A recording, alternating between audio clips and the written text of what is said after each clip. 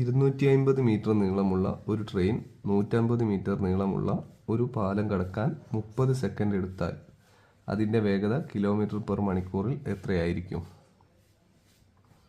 നമുക്കറിയാം, വേഗത എന്ന് പറയുമ്പോൾ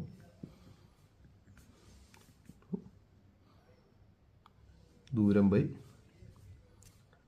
സമയം. അപ്പോൾ ദൂരം എത്രയാണ്?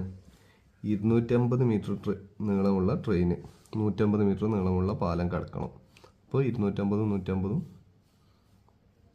400 മീറ്ററാണ് ദൂരം. നമുക്ക് കിട്ടേണ്ടത് കിലോമീറ്ററിലാണ്.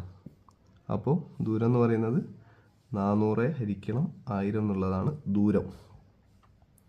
പിന്നെ സമയം 30 സെക്കൻഡാണ് ഇവിടെ കൊടുത്തിട്ടുള്ള സമയം.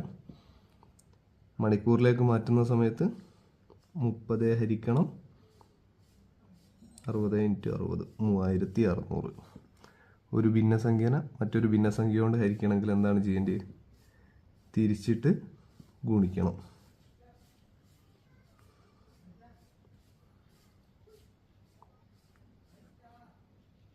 30. ഇനി എന്ത് ചെയ്യണം? വെട്ടാം. നമുക്ക് 2 0 വെട്ടി, 2 0 വെട്ടി, ഈ 2 0 വെട്ടി, താഴത്തുള്ള 2 0 വെട്ടി. അപ്പോൾ 4 ഗുണിക്കണം 36 ഹരിക്കണം 3.